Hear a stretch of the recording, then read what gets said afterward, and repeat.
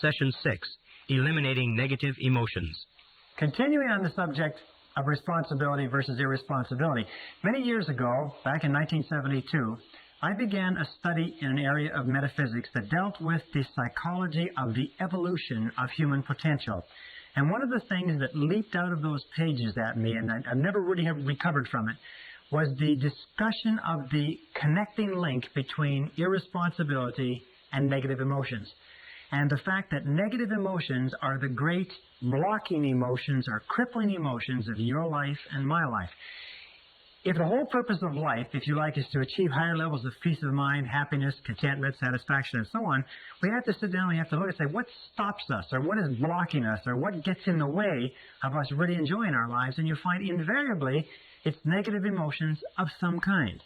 Now, I'm not talking about the negative emotions that are associated with someone dying or with a great loss. I'm talking about the negative emotions that we experience on a day-to-day basis that rob us of peace of mind, rob us of health and energy, affect our loving relationships, get in the way of our financial independence, rob us of a feeling of fulfillment, and so on. So we're going to talk in this session about eliminating negative emotions, and I want to bring us back to this whole discussion of responsibility. This is one of the most important things that I've ever found in my life.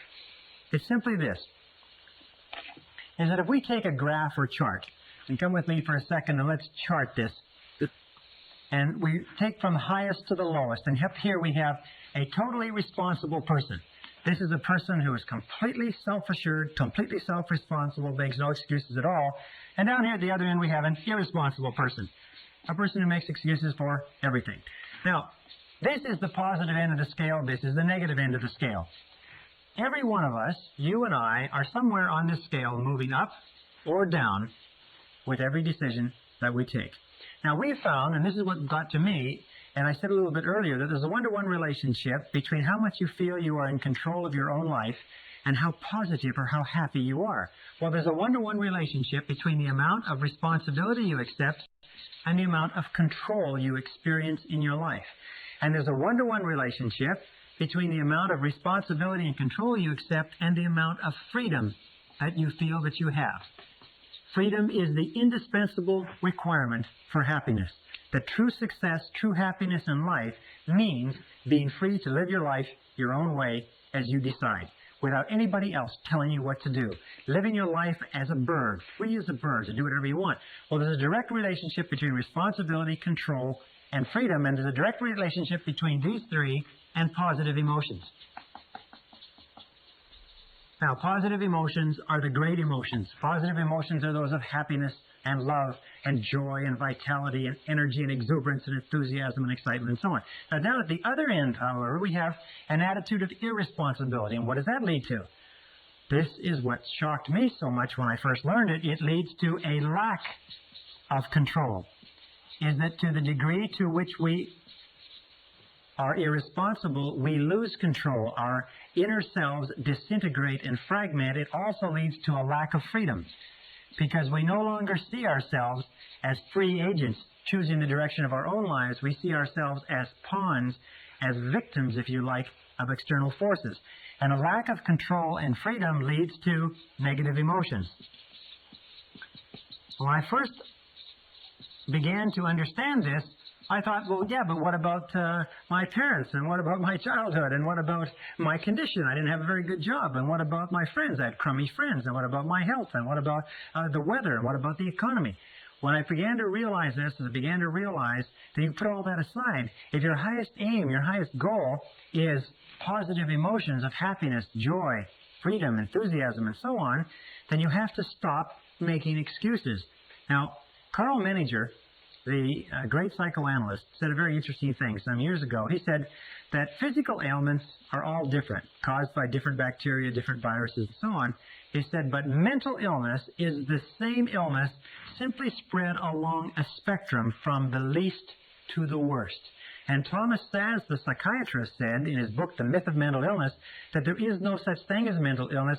There are merely varying degrees of irresponsibility.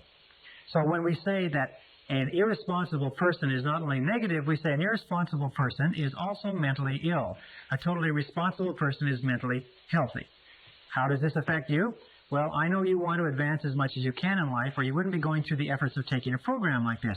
There is a direct relationship between the amount of responsibility you accept for the results of your organization and the amount of power, influence, position, prestige, and status you will have in your work now and in the future.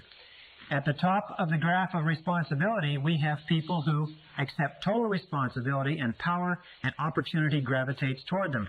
Down at the other end, we have no power or powerlessness, until you reach the extreme example of a person who's totally irresponsible, completely out of control, who has to be constrained in a straitjacket and locked up in a padded room for their own safety and for the safety of others. Completely powerless, completely without control or freedom. Now, every time we make a decision to be self-responsible, we move up on this graph. Every time we make a decision to make excuses, we move down on this graph. So let's take it a little bit further, and let's talk about the relationship between negative emotions and irresponsibility so that you understand it perfectly clearly. And a perfect example is this. Imagine here is a tree. All right? Here's a tree, and here is the bushes. This is what is called the negative emotion tree. And the negative emotion tree grows the predominant negative emotions: fear, doubt. Many people have considered that self-doubt is the most destructive of all negative emotions, holds you back more than you can imagine. Also, hate is a negative emotion. Then there's envy, there's resentment, and then, of course, there's resentment's sister, guilt. These are all the big negative emotions. These are the ones that have led the hit parade for years. There's about 54 different negative emotions, but these are the top ones. If you take these negative emotions and you boil them all down, and you can put in your own favorite, by the way. Everybody has their own favorite negative emotion. Jealousy could be yours. Self-pity is a good, strong one that's doing well. But if you boil it down, you find that all negative emotions eventually boil down to anger, either inwardly expressed, that is where you make yourself sick, or outwardly expressed, that is where you make other people sick. And this negative emotion tree, if we just take a look at its structure, we find the negative emotion tree has a root system. Now, the root system is where the nutrients come from that keep the negative emotion growing and keep the fruit of the negative emotion growing and blossoming. We look at the root system, we say, what are the nutrients? What keeps negative emotions going? What are the fertilizer? What is it that you heap on the fire, if you like, or put into the ground? And we find that there's two things essential to keep negative emotions alive. The first is justification. Justification. That's merely telling yourself and anybody else who will listen why you are justified in having this emotion. And the other is what we call identification. Identification means taking things personally.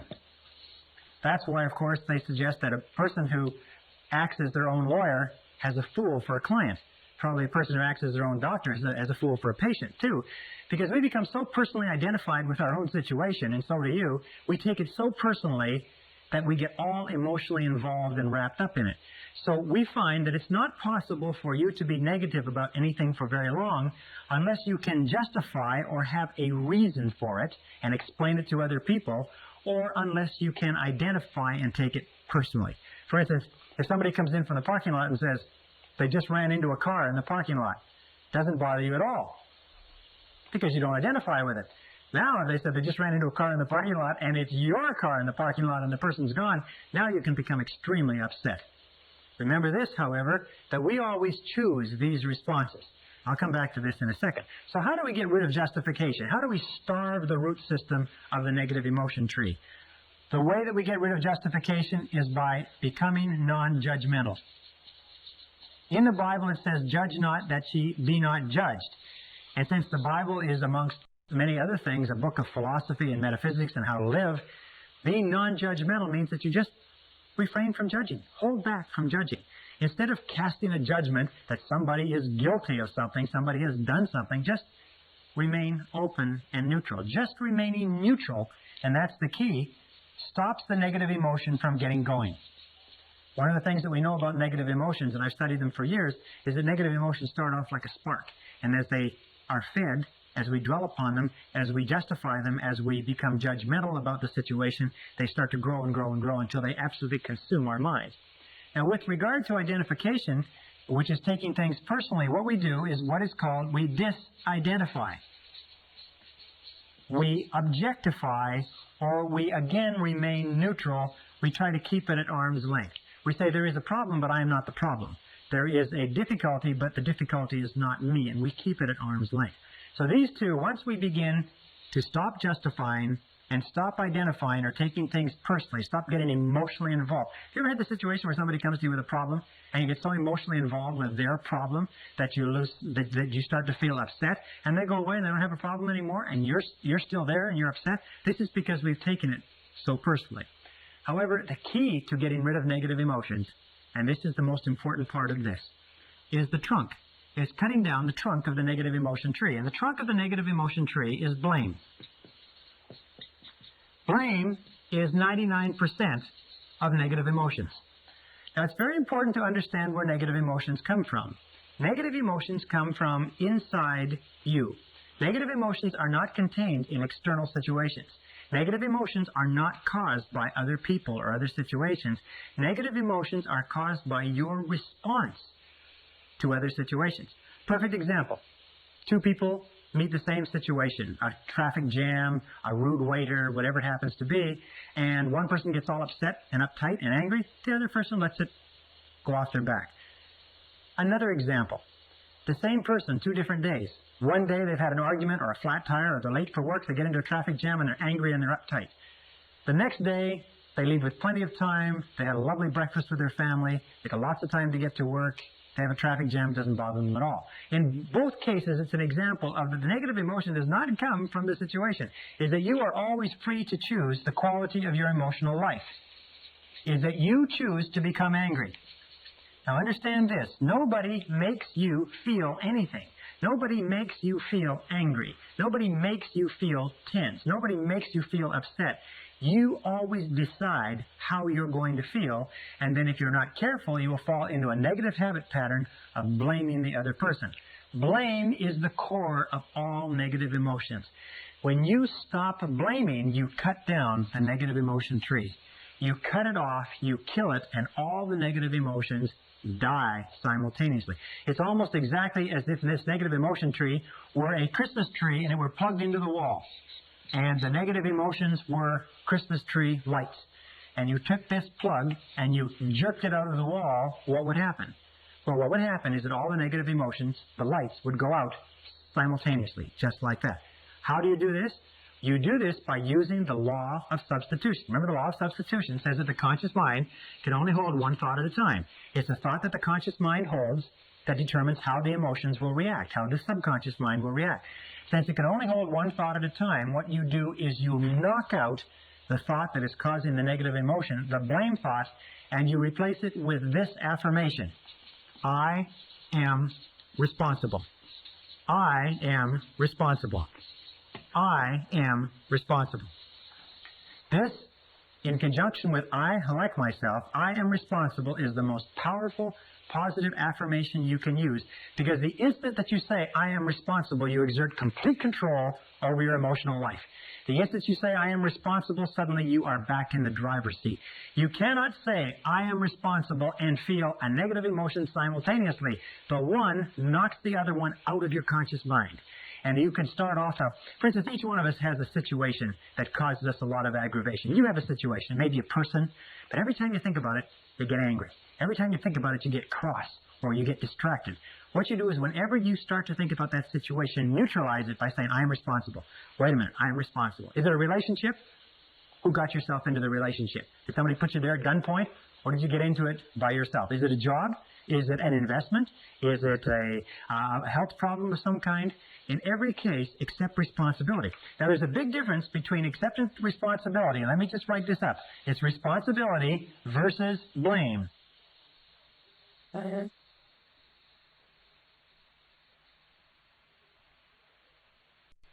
Responsibility versus blame. What is blame? Blame always looks backward, toward the past.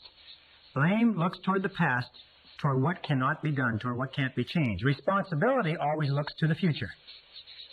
So people say, well, when you accept responsibility, isn't it the same as saying you're to blame? No. It's the same as saying that you are in charge of the quality of your thinking from this moment onward. So let us say that you come out to the parking lot and somebody's run into your car. Now, you have two choices. You can become angry and upset and run around and scream and shout, or you can act in a responsible manner. You can do everything possible to trace the culprit, and other than that, you can live with it maturely. So responsibility always looks to the future. Responsibility always asks this question when faced with a problem. What can we do? Not who did it, but what can we do from here? Where do we go from here? What can we do? This is the question of the responsible person. We don't cry over spilt milk. We just say, all right, what's the solution? And we get on with the game. The irresponsible person always says, who did it? And is obsessed with finding out who did it and then taking whatever blame there is and apportioning it so that everybody gets their fair share of the blame, which of course does nothing to resolve the difficulty.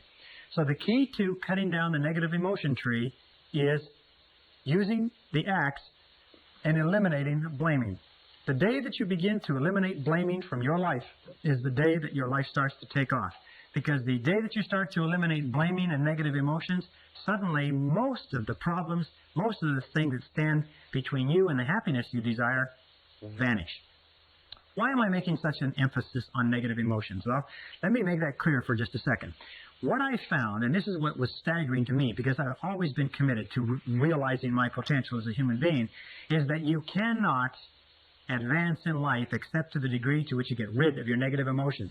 You cannot make any progress. You cannot go any further than where you are right this minute except to the degree to which you leave your negative emotions behind. Now, by the way, with regard to the negative emotion that you have that's associated with another person or situation, it's difficult to accept responsibility. It's difficult to say, I am responsible initially, because you've been blaming that person for so long. So sometimes you have to say it with gritted teeth. You have to say, well, I am responsible. I am responsible. But the more you repeat this, I am responsible, I am responsible, I am responsible, it comes easier and easier. Eventually it gets to the point where as soon as you think of that person or situation, you can neutralize the thought by the law of substitution by saying, wait a minute, I am responsible. I am responsible. There's a beautiful line that you can use also in dealing with difficult people that goes back to self-esteem, and it also has to do with eliminating negative emotions. It'll say something like this: no matter what you say or do, I'm still a valuable and worthwhile person. Or, no matter what happens, I am still a valuable and worthwhile person. Or, no matter how this situation turns out, I am still a valuable and worthwhile person. The natural course of life is this. Here's the road of life. And when we're children, we start off with no negative emotions. All negative emotions, by the way, have to be taught to a child. They have to be taught, and the child has to learn them from their parents. Have you ever seen a negative baby? There's no such thing as a negative baby. Babies just laugh, and they're happy, and they cry when they have needs, but babies are not negative. But as we grow up, we watch the people around us, and we begin to develop our own negative emotions, which we carry in a sack on our back. As we become teenagers, this sack grows big enough to the point where we can even go to slumber parties, or we can get together with our buddies, and we can talk about how terrible our childhood has been, how rotten our parents are, how rotten our siblings, teachers, and everything else are.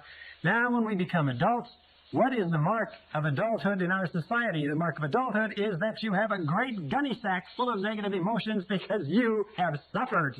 And what happens is you spend most of your time when you're with other people letting down your guards and telling them about how much you've suffered. What you do is you use exchanges of negative emotions as the basis for your relationships. You say, look, I'll show you my negative emotions if you'll show me yours. Remember, like we used to do as kids? And what you do is you get together like a couple of traders in an Arab bazaar, and you display your negative emotions. You say, oh, look at this rotten childhood I have, and look at this terrible relationship, and look at how crummy my boss is, and how rotten this is, and so on. And you exchange them back and forth. Now, what happens when you talk about and think about your negative emotions? Remember the law of concentration? Whatever you dwell upon grows. Whatever you dwell upon grows and gains strength and stays alive. Negative emotions, by the way, and this is another thing that I learned in the study, is negative emotions are very fragile and ephemeral things. Is that if you don't keep them alive through constant talking, through constant cultivation, you know what happens? They die on you. Yes, you see, negative emotions just die. It's like a fire. If it falls where there's nothing, or a spark, if it falls where there's nothing to burn, it goes out. Negative emotions, unless you talk about them and keep them going, unless you dwell on them all the time, they die on you. You ever had an experience where you're really worried about something, you're really upset about something, and it's preoccupying all of your time, and And then you get to work, or you get home, and you get so busy doing something else that for about 3 or 4 hours, you don't have time to think of anything else. And about 3 or 4 hours, you stop and say, geez, I haven't worried about that for a long time. I got to get back to worrying about it, because what's happening is going out. It's like a fire that's going out. So you got to get back to it. You got to think about it and talk about it and worry about it and hassle it to get it back up to the point where it's preoccupying your whole mind. How many times does that happen? Well, what the mature adult does is the mature adult leaves their negative emotions by the side of the road and gets on with the rest of their life. They get on with the rest of their life. They leave them there instead of dragging them along. They leave them like a big pile of garbage at a garbage strike. They just leave it there. And when people say, how are things going? You say, wonderful. You say, how's life? You say, terrific. You say, how's your relationships? Couldn't be better. How is your health? How are you feeling? I feel great. In other words, don't talk about negative things, because when you talk about negative things, you actually increase them and you draw more of them into your life. Look at the people that you know who have problems. You notice the people that you know who have problems all the time, never seem to solve their problems? Are people who talk about their problems all the time? To him that hath shall more be given, from him who hath not even that which he hath shall be taken away. Now, this is another critical point with regard to relationships. And I learned this again in my studies. It is that each of us has a certain amount of suffering that we've gone through, and people fall in love with their suffering. People love their suffering. As a matter of fact, they feel that they've paid for it, they've thought about it, they've lived with it for so long that most people are very reluctant to give up their suffering. You can't talk them out of it. You say, well, why don't you just forget it? Why don't you just put it behind you? Why don't you just get on with it? They say, well, I can't do that. Do you know how much I've suffered? Do you know how much emotional investment I've put into this relationship, this job, this career, and so on? I remember, I can tell you 1,000 people have come up to me who are in bad relationships. And they say, well, I've been in this relationship or in this marriage now for several years, and I'm miserable, I'm unhappy, we don't like each other, it's going nowhere. I say, why don't you do something about it? But after all these years, and what I say to them is I say, look, the average life expectancy of the average American today is between 75 and 80 years, and it's going up. By the time we reach the end of the century, the average life expectancy will probably be 80, 85, 90 years old. Do you know what that means? That whatever age you are now, and you may be 20, 25, 30, 35, it doesn't really matter, you subtract that from 80, you get the number of years that you've got left to live in this current situation. You ask yourself, do you want to live in this situation for the next 30, 40, 50 years? And the answer, in all honesty, has to be no, because it's probably not going to get any better. People love their suffering. They hate to give up their suffering. So what we've devised is a very simple bit of advice. And this advice, I just recently discussed this with a consulting psychologist, and he said it's the simplest advice he's ever heard to give to people who need it. It's when somebody comes up to you and wants to talk to you about their problems.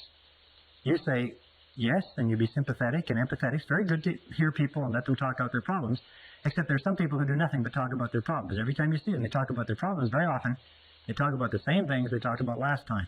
What you do is you say, yes, I hear what you say, and I'm very sympathetic. However, you're responsible for your own life. You are responsible. What are you going to do about it? You are responsible for your own life. What are you going to do about it? Now, what will happen is this, is that your good friends will say, yes, you're right, I am responsible. I have to make a change. I have to do something about it. And they'll go out and they'll do it. As a matter of fact, they'll come and they'll lay out all their problems to you, and all you say to them is this. You say, well, what do you think you should do about it? Now, your good friends can use that conversational time to get their own thoughts in line, to come up with their own conclusions and go out, and they don't need your advice. Most people don't need advice. There's an old saying that says that don't worry about the universal propensity to give advice, because the propensity to ignore it is equally universal. People don't need advice sometimes, they just need a sounding board. However, there are some people who don't have any intentions of doing anything about their problems. All they want to do is they want to use their problems as an excuse to get you to talk about them. You understand that? The very common neurotic tendency in our society is to use your problems as the basis for the discussion. Here's my problems, let's you and me talk about them. And the person in himself or herself has no interest in you at all. All they have an interest in is having you listen. As a matter of fact, we say this as a joke. We say that this is what these people look like. If these people look upon you as being a person, and this is your face, and this is your eyes, and these are your ears. See? And here is your eyes, preferably wide open and sympathetic. Here's your mouth, preferably shut. And here's your ears, preferably wide open. These people don't even look upon you as a person. They don't care about your problems at all. All they care about is you sitting there listening and nodding sympathetically and giving them advice which they have no intention whatever of following. When you run into people like this, it's a very simple way to test the friendship. Just start talking about yourself. Say, well, you know, I'm really glad you brought your problems to me because I've got some problems of my own, and I'd like to discuss my life with you. You will find these people will run for the door. They'll watch their watch. They've got an appointment. They'll take off so fast you can't imagine. All right, now one final point, and this is critical. It's absolutely critical to the whole subject. It's the wrap-up point, if you like. It's this, is that when we start talking about giving up negative emotions, almost everybody says, yes, I agree. What you say is true. It makes sense to me, Brian, and I am going to give up my negative emotions. I am going to accept responsibility. I am going to take charge of my life, and I'm not going to blame anybody else anymore, except for one. Everybody has one that they're not going to part with. Everybody has that favorite negative emotion that they've been paying for and holding on to for years. Now, let me tell you why it's so important that you give it up. Here's a car. Imagine it's a beautiful Mercedes automobile. Brand new from the factory, absolutely spitting 560 SEL, $55,000, beautiful vehicle, tested in every aspect, absolutely perfect. It's given to you without a flaw, except for one. This is the front of the automobile, and there's one small problem, is that for some mechanical reason, this brake is locked on. Now you get into this beautiful Mercedes, just as you are, beautiful mind, beautiful body, beautiful potential, incredible capability. You get into this beautiful Mercedes and you start it up and you step on the gas. And what happens? Well, if the front brake is locked on, what will happen to the car? No matter how hard you step on the gas, what will happen to the car? What will happen is that the car will spin. It'll go around in circles. It'll spin and it will go around in circles until you stop stepping on the gas and you give up. As long as that front brake is locked on, you can't go anywhere. What I found was this, is that the existence of just one negative emotion that you will not let go of for whatever reason, and the reason is always an ego reason, the reason is always has to do with your own ego, will cause you to stay in the same place and spin your wheels and go in circles for the rest of your life. That you all know people who are talented, who have opportunities, good educations, and so on and so forth, and their life just goes around in circles. They just seem to be spinning. They've got everything going for them, and they just continually have problems. Why is it? Almost invariably, and this is what all psychoanalysis says, all psychotherapy, is they've got one negative emotion locked on, and the negative emotion they have locked on is blame. There is somebody that they are still blaming for something. There's somebody that they are not going to let off the hook because that son of a gun did something to them. You know what I'm talking about? You know what I'm talking about, because we're all in the same boat. We're all human beings. The reason this makes sense to you and I is because we do have a tendency to fall in love with our suffering. We do have a tendency to gunny sack and to think that part of our humanity is all these negative emotions. We do have a tendency to see that other people are responsible. Other people have hurt us. They did cost us money. They did hurt us in a relationship. But the key to peak performance, the key to happiness, the key to success is to use the law of substitution and knock those negative emotions out of the box. By the very first time you think of anything that causes you any stress, you say, I am responsible. Wait a minute, I am responsible. I am responsible. I am responsible. I like myself and I am responsible. I like myself and I am responsible. And nothing outside of me is going to disrupt my peace of mind. I am in charge of my emotional life. I am responsible. You are responsible.